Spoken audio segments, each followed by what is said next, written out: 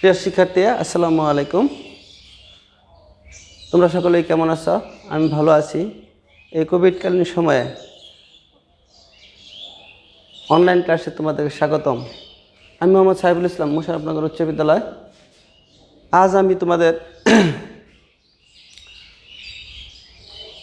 জীববিজ্ঞানের দ্বিতীয় অধ্যায়ের নবম ও দশম শ্রেণীর জীববিজ্ঞানের দ্বিতীয় অধ্যায়ের জীবকোষ ও টিস্যু পর্ব 1-এর ক্লাসটা দেখাবো। আশা করি তোমরা বই পুস্তক সাথে নিয়ে বসো, বই নিয়ে বসো এবং লক্ষ্য করো যে আমার এই ক্লাসের সাথে বইয়ের কিছু কথাগুলি মিলিয়ে নাও। এবং আমি যা কিছু আলোচনা করবো বই থেকেই আলোচনা করবো। তোমরা শুধু যে বই থেকে যাতে না সরো সেই জন্য আজকের এই আয়োজন। সারা দেশ করোনার জন্য নিমজ্জিত, শিক্ষা প্রায় ধ্বংসের শেষ প্রান্তে এসে গেছে। তবুও আমরা যদি কিছু তোমাদের দিতে পারি সেটাই। এখন জীবকোষ এবং টিস্যু নবম ও দশম শ্রেণীর অর্থাৎ দ্বিতীয় অধ্যায়। এই অধ্যায়টা এত বেশি বড় যা একবারে দীর্ঘ সময় আলোচনা না করলে হবে না। তো আমার সাথে তোমরা থাকো, আশা করি যে যাই কয়েকদিন লাগে শেষ করব। জীবকোষ ও টিস্যু, এখানে আমরা এই অধ্যায়ের যা কিছু পড়ব কোনো কিছুই খালি চোখে দেখা যায় না, অর্থাৎ অতি সূক্ষ্ম এবং ইলেকট্রনীয় মাইক্রোস্কোপ ছাড়া দেখা যায় না। আমাদের এই যে জীব এবং অর্থাৎ এখানে আমরা উদ্ভিদও বলতে পারি। জীব মিনস উদ্ভিদ এবং প্রাণী। সেই ক্ষেত্রে যাই কিছুই হোক, যে এর গঠন যে কোষ এবং টিস্যু নিয়ে সেই সম্পর্কে এই অধ্যায় আলোচনা, এবং এইগুলি কোনো কিছুই খালি চোখে প্রত্যক্ষ করা যায় না। সেজন্য আগে আমরা জীবকোষ কি আর কোষ কি আমরা বরাবরই অষ্টম শ্রেণীতে পড়ছি। জীবদেহের ক্ষুদ্রতম এককই হচ্ছে কোষ। তা আসলে ওই সংজ্ঞাটাই এখনও আছে। জীবদেহের গঠনের সবচেয়ে ক্ষুদ্রতম একককে কোষ বলা হয়। কিন্তু 1969 সালে বিজ্ঞানী লুই এবং সিকেবিস সর্বপ্রথম যে সংজ্ঞাটা প্রদর্শন ছিল জীবজ ক্রিয়াকলাপের একক, মানে কি, অর্থাৎ এদের দুজনে যে কোনো বৈষম্যবেদ্য পর্দা দিয়ে আবৃত জীবজ ক্রিয়াকলাপের একক যা অন্য সজীব মাধ্যম ছাড়াই নিজের প্রতিরূপ তৈরিতে এমন সত্তাকে কোষ বলেছেন। তো সর্বোপরি যে কোষ হচ্ছে এমন একটা জিনিস যে জীবদেহের সবচেয়ে ক্ষুদ্রতম এককে কোষ বলা হয়। এখন আসো কোষ এর প্রকারভেদ। কোষ এর প্রকারভেদ, আমরা যে জীববিজ্ঞানের প্রথম দিকে যাই তখন কিন্তু ওইখানে জীববিজ্ঞানকে আগে কিন্তু একটা কথা ছিল যে এখানে ভাগ ছিল, যে একটা কথা ছিল, একটা হলো সুপার কিংডম 1, একটা ছিল সুপার কিংডম 2। তো সেই আঙ্গিকে যদি আমরা আসি তাহলে একটা হলো আদিকোষ, একটা হলো প্রকৃত কোষ। তাহলে কোষ কয় প্রকার? নিউক্লিয়াসের গঠনের ভিত্তিতে কোষ দুই ধরনের। নিউক্লিয়াসের গঠনের ভিত্তিতে নিউক্লিয়াসের গঠনের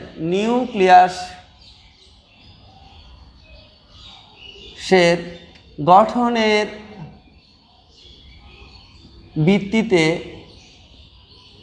কোষ কয় প্রকার? ভিত্তিতে কোষ দুই প্রকার। নিউক্লিয়াসের গঠনের ভিত্তিতে কোষ কয় প্রকার? দুই প্রকার। একটা হলো আদিকোষ আর একটা হলো প্রকৃত কোষ। এবার আসা যাক আদিকোষ।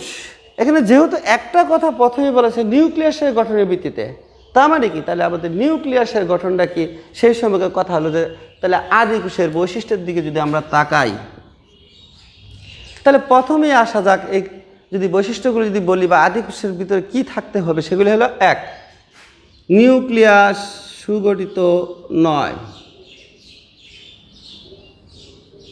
নিউক্লিয়াস সুগঠিত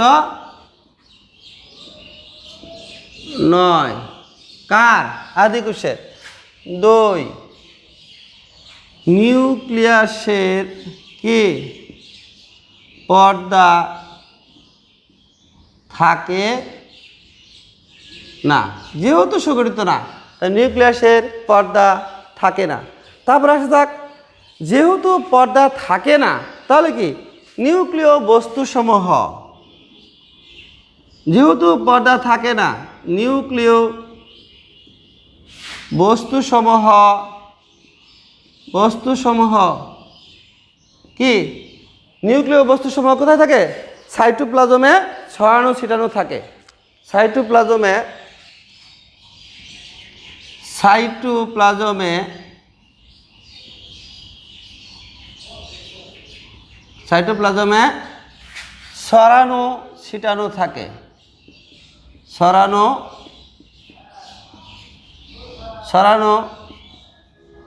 ছিটানো থাকে। তাহলে যেহেতু তার পর্দা নাই, তার মানে কি যদি কোনো কিছু দেয়াল না থাকে, পর্দা মানে কি দেয়াল না থাকে, তাহলে কি সেগুলি ছড়ানো ছিটানো থাকে।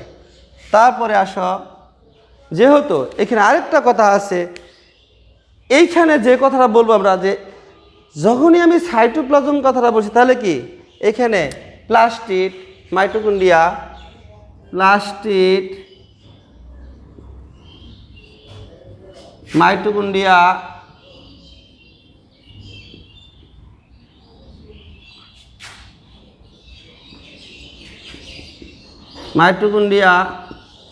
প্লাস্টিড, মাইটোকন্ড্রিয়া এবং এন্ডোপ্লাজমিক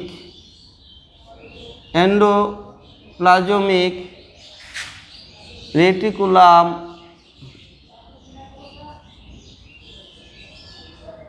নেই, অনুপস্থিত। নেই কথাটা বললে খারাপ দেখা যায়, অনুপস্থিত। এবার আসো, তাহলে কি প্লাস্টিড, মাইটোকন্ড্রিয়া এবং এন্ডোপ্লাজমিক রেটিকুলাম অনুপস্থিত। এখন আরেকটা কথা আছে, যে তবে আরেকটু কথা বলি, এবার আসো, এখানে আরেকটা কথা হলো যে এখানে বা অঙ্গাণু উপস্থিত থাকে না। তারপর আসো এবার যে রাইবোজোম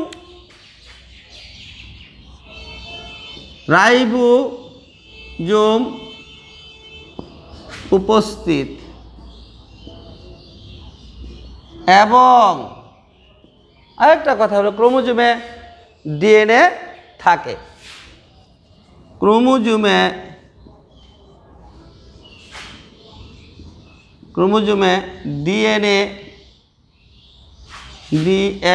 ডিএনএ পুনরূপ হলো ডিঅক্সিরাইবো নিউক্লিক অ্যাসিড। এবার আসো, ডিএনএ থাকে। আরেকটা কথা আমরা বলতে পারি যে এইখানে যে জিনিসটা আসবে সেটা হলো, উদাহরণস্বরূপ আমরা এক কথায় বলতে পারি নীলাভ সবুজ শৈবাল, ভাইরাস, ব্যাকটেরিয়া ইত্যাদি। তাহলে কি নীলাভ সবুজ শৈবাল, নীলাভ সবুজ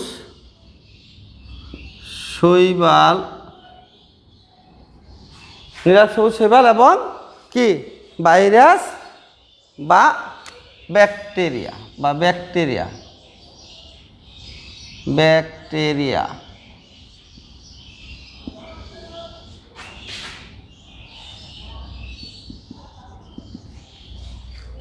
এই হলো যে আদিকোষের বৈশিষ্ট্য।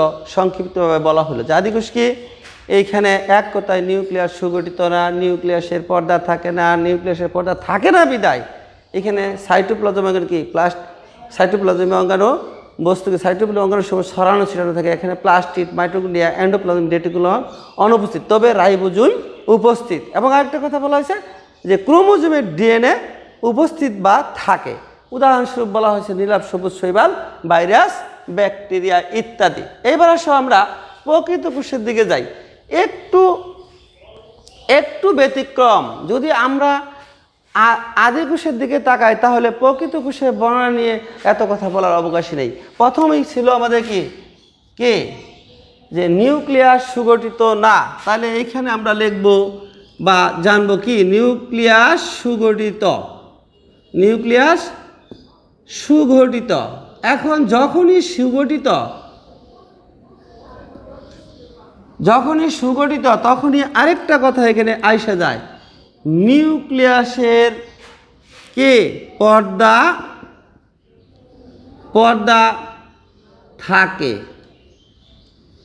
এবং নিউক্লিয়াসের পর্দা যখনই থাকে নিউক্লিয় বস্তুসমূহ কি হবে, এই পর্দা দ্বারা পরিবেষ্টিত। তাহলে নিউক্লিয়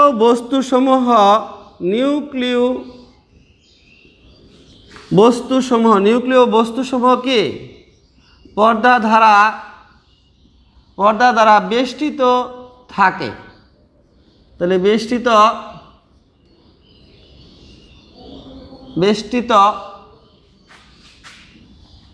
থাকে।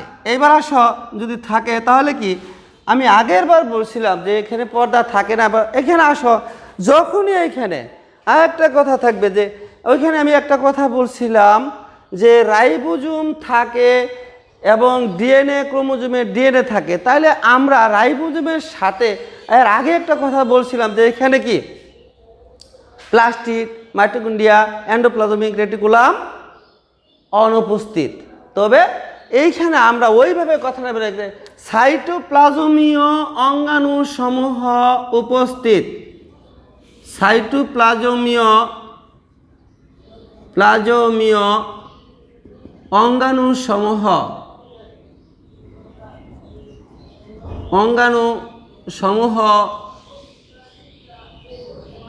থাকে। উপস্থিত দিলাম না। এইবার আসো ক্রোমোজোমের ডিএনএ রাইবোজোম সহ। তাইলে আমরা লিখব ক্রোমোজোমে রাইবোজোম সহ। একটা কথা বাড়াই দিতেছে আমি, রাইবোজোম সহ ডিএনএ, আরএনএ, প্রোটিন, হিস্টোন ইত্যাদি উপস্থিত থাকে। তাহলে কি লিখব? ক্রোমোজোমে কি ডিএনএ রাইবোজোম সহ, মানে রাইবোজোম সহ কি কি হবে যে ডিএনএ,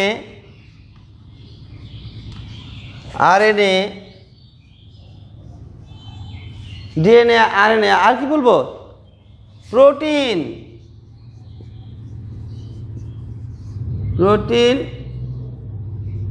ও হিস্টোন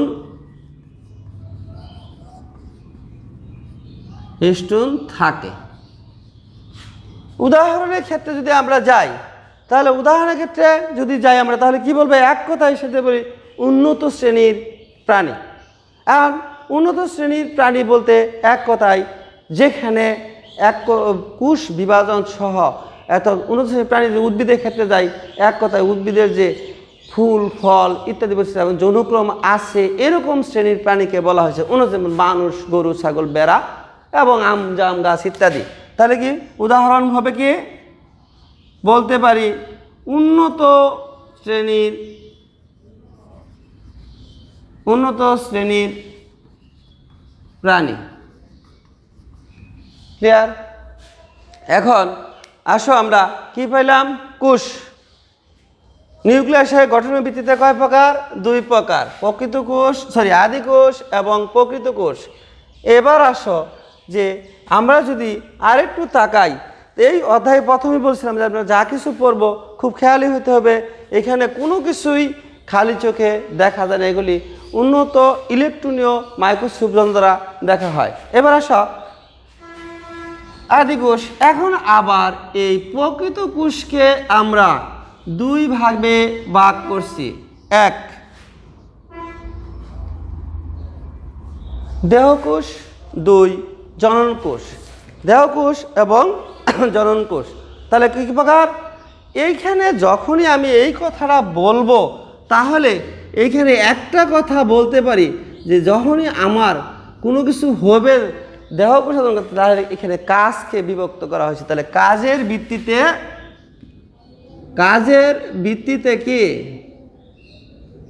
ভিত্তিতে কি বা গঠনের ভিত্তিতে প্রকৃত কোষ কয় প্রকার? 2 প্রকার। 1 এবার আসো প্রথমটা হলো দেহকোষ, 2 জনন কোষ।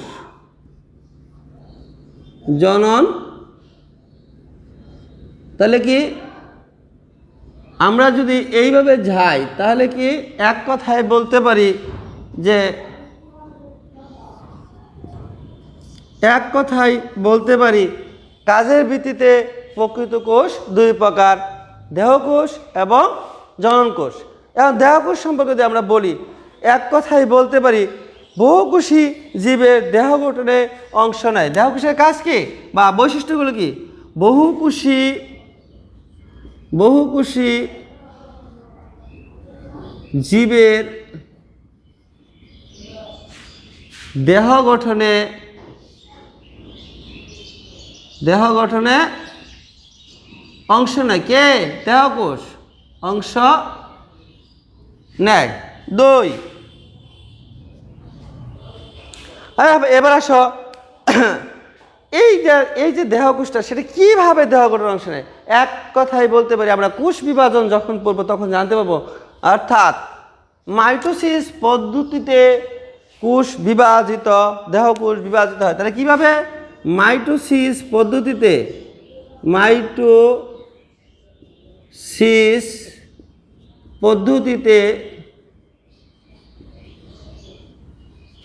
দেহ গঠনে মাইটোসিস পদ্ধতি থেকে কি হয়?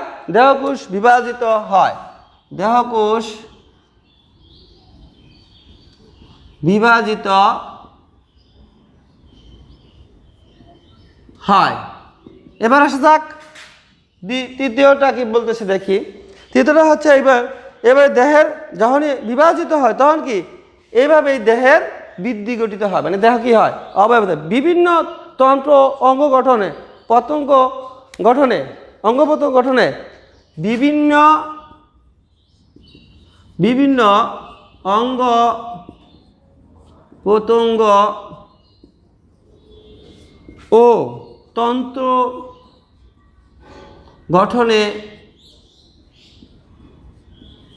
গঠনে দেহকোষ অংশ নেয়। কোষ অংশ নেয়। এবার আসা যাক, এই হলো দেহকোষের বৈশিষ্ট্য, অর্থাৎ বহুকোষী জীবের দেহ গঠনে অংশ নেয়। তারপর কি মাইটোসিস পদ্ধতিতে দেহকোষ বিভাজিত হয়। এখানে যখনই বিভাজিত হয় তখনই দেহের বৃদ্ধি ঘটে। বিভাজিত হয় ও দেহের বৃদ্ধি ঘটে।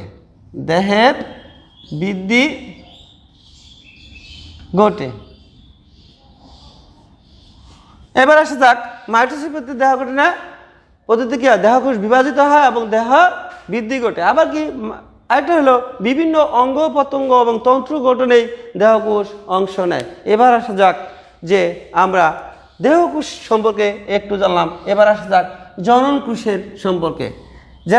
যেহেতু এগুলি হলো দেহকোষের বৈশিষ্ট্য, এবার আসা যাক জনন কোষের। এক কথায় যৌন জনন এবং যৌনক্রম উপস্থিত বা দেখা যায় এমন জীবে জনন কোষ উৎপন্ন হয়। তাহলে প্রথমে কি বলবো? যৌন জনন ও যৌনক্রম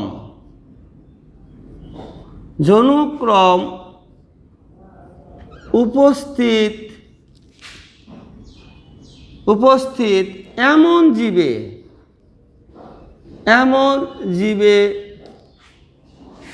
জনন কোষ উৎপন্ন হয়। অর্থাৎ যৌন জনন এবং যৌনক্রম উপস্থিত এমন জীবে জনন কোষ উৎপন্ন হয়। জনন কোষ উৎপন্ন হয়। এবার আসা যাক দ্বিতীয় পয়েন্টে যদি যাই, এটা কিন্তু আমরা জনন কোষের বৈশিষ্ট্য পড়তেছি। আগের বার বলছিলাম মাইটোসিস পদ্ধতিতে কি হয়? বিভাজিত হয়। এইখানে আমরা বলবো মিওসিস পদ্ধতিতে জনন মাতৃকোষের মিওসিস পদ্ধতিতে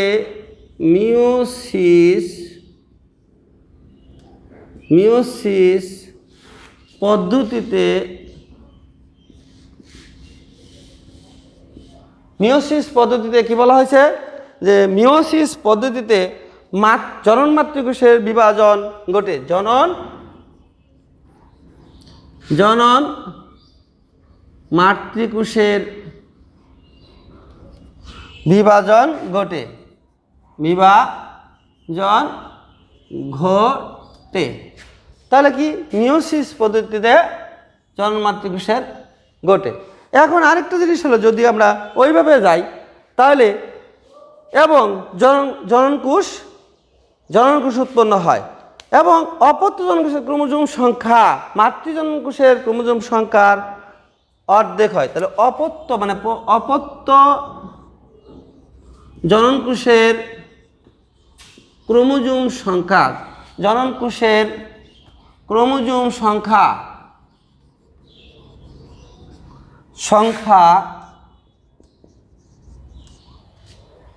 অপত্য জননকোষের ক্রোমোজোম সংখ্যা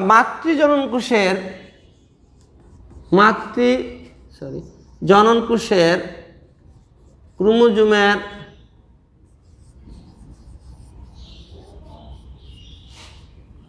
সংখ্যার অর্ধেক হয়।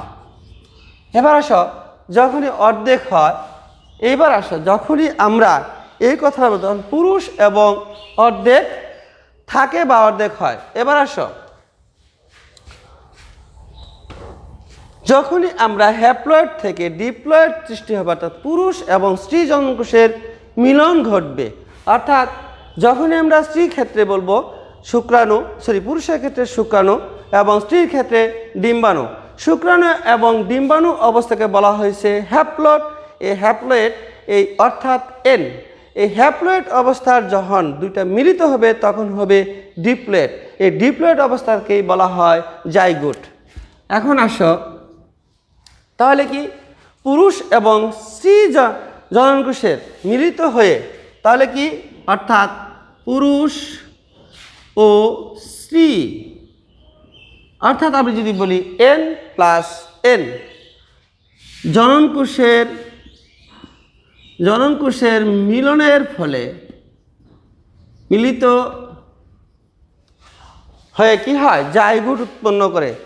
মানে কি, মিলিত হয়ে মিলনের ফলে কি হয়, জননকোষের মিলনের ফলে সৃষ্ট প্রথম কোষটি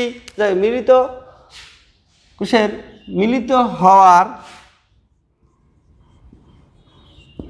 প্রথম দশায় প্রথম অবস্থাকেই বলে জাইগোট। আর এই জাইগোট অবস্থা অর্থাৎ 2n, অর্থাৎ ডিপ্লয়েড। আর এই জাইগোটের পরবর্তী অবস্থায়, জাইগোটের পরবর্তী দশায় পরবর্তীতেই মাইটোসিস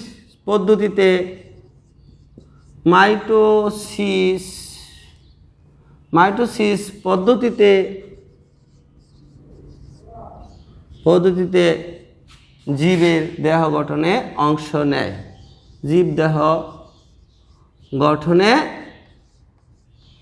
অংশ নেয়। এই হইল জননকোষের বৈশিষ্ট্য। অর্থাৎ যখনই জাইগোট হবে, জাইগোট হওয়ার পরবর্তী দশাটাই হলো, পরবর্তী যে কাজটা হবে সেটাই হলো জীব দেহের দেহকোষ গঠনের অংশ। প্রিয় শিক্ষার্থী, এই অধ্যায়টা একটু খুব মনোযোগের সহিত দেখবে এবং আমি পরবর্তীতে তোমাদের সাথে দ্বিতীয় পর্ব নিয়ে আসব। আশা করি তোমাদের ভালো লাগবে এবং আমার সাথেই থাকো এবং মুশারফনগর অনলাইন স্কুলে তোমরা অন্যান্য ক্লাসগুলো দেখো। খুদা হাফেজ। আসসালামু